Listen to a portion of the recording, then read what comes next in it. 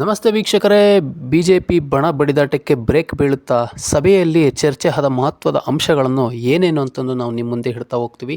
ಅದಕ್ಕೂ ಮುಂಚೆ ನಮ್ಮ ಚಾನಲ್ನ ನೀವಿನ್ನೂ ಸಬ್ಸ್ಕ್ರೈಬ್ ಮಾಡಿಲ್ಲ ಅಂದರೆ ದಯವಿಟ್ಟು ಸಬ್ಸ್ಕ್ರೈಬ್ ಮಾಡ್ಕೊಳ್ಳಿ. ಸಭೆಯಲ್ಲಿ ಮಹತ್ವದ ಟಾರ್ಗೆಟ್ ಕೊಟ್ಟ ರಾಧಾ ಮೋಹನ್ ದಾಸ್ ಅಗರ್ವಾಲ್. ಬಣ ಕಚ್ಚಾಟ ಸಾಕಾಗಿ ಹೋಗಿದೆ, ಪರಿಸ್ಥಿತಿ ಸರಿಪಡಿಸಿಕೊಳ್ಳಿ ಅಂತಂದು ಒತ್ತಾಯಿಸಿದ್ದಾರೆ. ಎಲ್ಲ ಮೋರ್ಚಾಗಳ ಅಧ್ಯಕ್ಷರ ಬದಲಾವಣೆ ಮಾಡೋದು ಉತ್ತಮ ಅಂತ ಸಹ ಹೇಳಿದ್ದಾರೆ. ಕೇಸರಿ ಪಡೆಯಲ್ಲಿ ನಡೆಯುತ್ತಿರುವ ಆಂತರಿಕ ವಾರ್ಗೆ ತಡೆ ಹಾಕೋದನ್ನು ಹೈಕಮಾಂಡ್ ಮುಂದಾಗಿದೆ. ಬಿಜೆಪಿ ರಾಜ್ಯಾಧ್ಯಕ್ಷ BY ವಿಜಯೇಂದ್ರ ಹಾಗೂ ಬಸವನಗೌಡ ಪಾಟೀಲ್ ಯತ್ನಾಳ್ ಬಣದಲ್ಲೂ ಶುರುವಾಗಿರುವ ಸಮರ ಹೈಕಮಾಂಡ್ ನಾಯಕರಿಗೆ ತಲೆಬಿಸಿ ಜಾಸ್ತಿ ಮಾಡಿದೆ. ಈ ಬಗ್ಗೆ ಅಭಿಪ್ರಾಯ ಸಂಗ್ರಹ ಮಾಡಲು ಬಂದ ರಾಧಾ ಮೋಹನ್ ದಾಸ್ ಅಗರ್ವಾಲ್ಗೆ ಮತ್ತಷ್ಟು ತಲೆನೋವು ಸಹ ಶುರುವಾಗಿದೆ. ರಾಜ್ಯ ಕಮಲದಲ್ಲಿ ವಿಜೇಂದ್ರ ವರ್ಸಸ್ ಯತ್ನಾಳ್ ಬಣದ ನಡುವೆ ಕದನ ತಾರಕಕ್ಕೇರಿದೆ. ಇದಕ್ಕೆ ಬ್ರೇಕ್ ಹಾಕೋದಕ್ಕೆ ಹೈಕಮಾಂಡ್ ಕಟ್ಟುನಿಟ್ಟಿನ ಹೆಜ್ಜೆ ಸಹ ನೀಡಿದೆ. ಯಾವಾಗ ಹೈಕಮಾಂಡ್ ಆರ್ಡರ್ ಪಾಸ್ ಆಗುತ್ತಲೇ ರಾಜ್ಯಕ್ಕೆ ಆಗಮಿಸಿದ ರಾಜ್ಯ ಬಿಜೆಪಿ ಉಸ್ತುವಾರಿ ರಾಧಾ ಮೋಹನ್ ದಾಸ್ ಅಗರ್ವಾಲ್ ಪಕ್ಷದ ಕಚೇರಿಯಲ್ಲಿ ಬ್ಯಾಕ್ ಟು ಬ್ಯಾಕ್ ಸಭೆಗಳನ್ನು ಸಹ ನಡೆಸ್ತಾ ಇದ್ದಾರೆ. ಇನ್ನು ಈ ಸಭೆಗೂ ಮುನ್ನ ಬಿಜೆಪಿ ರಾಜ್ಯಾಧ್ಯಕ್ಷ BY ವಿಜಯೇಂದ್ರ ಬಣದ MP ರೇಣುಕಾಚಾರ್ಯ ನೇತೃತ್ವದಲ್ಲಿ ಮಾಜಿ ಶಾಸಕರ ಸಭೆ ನಡೆಸಿ ಪಕ್ಷ ಕಟ್ಟೋಕ್ಕೆ ಹಾಲಿ ಶಾಸಕರು, ಸಂಸದರು, ಪರಿಷತ್ ಸದಸ್ಯರು ಮಾತ್ರ ಸಾಕಾಗೋದಿಲ್ಲ, ನಮ್ಮ ಸಹಕಾರವೂ ಬೇಕಿದೆ.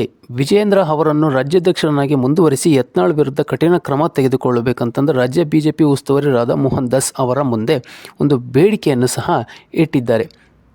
ಚುನಾವಣೆ ಆಗಬೇಕಾ ಆಗಬಾರದಾ, ಸರ್ವಸಮ್ಮತದ ಆಗಬೇಕಾ ಎನ್ನುವ ತೀರ್ಮಾನ ಮಾಡುವುದು ಶಿವರಾಜ್ ಸಿಂಗ್ ಚೌಹಾಣ್ ಅವರಿಗೆ ಇರುತ್ತದೆ. ಕೇಂದ್ರ ನಾಯಕರ ಜೊತೆ ಮಾತನಾಡುತ್ತಾರೆ. ಕೇಂದ್ರದ ಬಿಜೆಪಿ ರಾಷ್ಟ್ರೀಯ ಅಧ್ಯಕ್ಷರು ಏನು ನಿರ್ಧಾರ ಕೊಡುತ್ತಾರೋ ಅದಕ್ಕೆ ನಾವೆಲ್ಲರೂ ತಲೆಬಾಗಬೇಕು ಅಂತಂದು ಸಹ ಅಶೋಕ್ ಈ ಮೂಲಕ ತಿಳಿಸಿದ್ದಾರೆ. ಸಭೆಯಲ್ಲಿ ಎರಡು ಬಣಗಳ ವಿಚಾರವೇ ಹೆಚ್ಚು ಸದ್ದು ಮಾಡಿದೆ. ಪಕ್ಷದ ಆಂತರಿಕ ಕಲಹವನ್ನು ಸರಿಪಡಿಸಿ ದಿನ ಬೆಳಗಾದರೆ ಇವರದ್ದೇ ಕಿತ್ತಾಟ, ಬಹಿರಂಗ ಹೇಳಿಕೆಗಳಿಂದ ಕಾರ್ಯಕರ್ತರು ಅಸಮಾಧಾನಗೊಂಡಿದ್ದಾರೆ. ನಮಗೂ ಕ್ಷೇತ್ರದಲ್ಲಿ ಮುಜುಗರ, ಕಾಂಗ್ರೆಸ್ನವರು ಕಾಲೆಳೆಯುತ್ತಿದ್ದಾರೆ, ನಮಗೂ ಬಣ ಕಚ್ಚಾಟ ಸಾಕಾಗಿದೆ, ಮೊದಲ ಪರಿಸ್ಥಿತಿ ಸರಿಪಡಿಸಿ ಅಂತಂದು ಶಾಸಕರು ಸಹ ಒತ್ತಾಯವನ್ನು ಸಹ ಮಾಡಿದ್ದಾರೆ.